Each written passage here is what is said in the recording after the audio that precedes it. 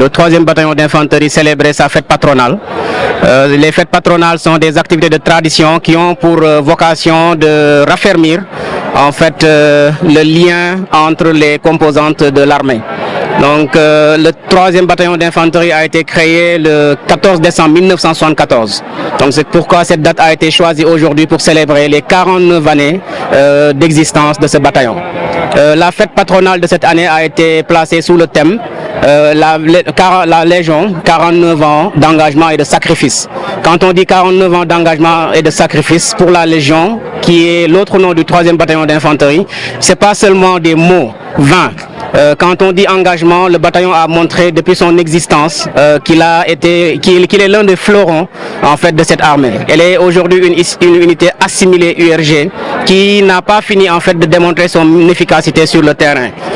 Quand on parle de sacrifice également, c'est quelque chose qui est extrêmement vrai parce que le bataillon a sacrifié, s'est sacrifié tout le long en fait de son existence.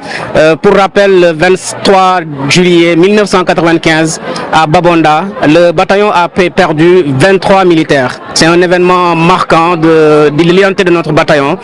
Cette section de légionnaires était sous les ordres du lieutenant Babacar Diouf.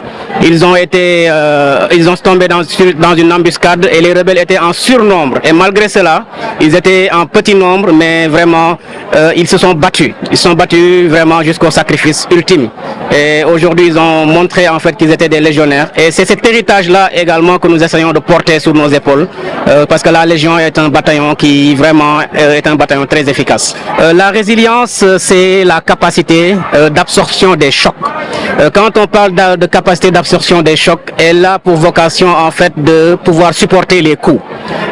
Une nation doit être résiliente, une armée doit être résiliente. Quand on dit qu'une armée doit être résiliente, c'est qu'une armée doit être capable de supporter les coups. Quand vous allez par exemple en opération, pour donner un exemple précis, et que vous subissez des chocs, l'unité doit rester debout parce qu'elle a cette capacité d'absorber les chocs et de pouvoir relancer l'action dans une nouvelle dynamique. Le plan d'action est articulé autour de 3 lignes d'effort. La première, c'est maintenir l'aptitude opérationnelle du 3e bataillon d'infanterie. La deuxième, c'est de renforcer son identité. Et la troisième, c'est de préserver son image. Quand je parle de maintenir l'aptitude opérationnelle du bataillon, c'est que le bataillon a déjà atteint une aptitude opérationnelle très très appréciable. Mes prédécesseurs ont fait un travail excellent, ce qui fait qu'aujourd'hui, le bataillon est compté parmi les meilleurs des bataillons du Sénégal. Donc je dois maintenir en fait cet acquis-là pour que vraiment qu'on ne dorme pas sur nos lauriers. Le bataillon n'a pas célébré cette fête depuis, je pense, 5 ans. Et c'était lié à l'engagement du bataillon à remplir sa mission principale. Parce que la mission principale du bataillon, c'est notamment de maintenir l'intégrité territoriale du Sénégal. Et vous avez suivi l'actualité depuis les dernières années.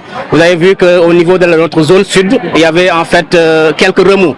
Et à chaque fois que vous entendez des remous en zone sud, c'est le 3e bataillon qui est au premier poste.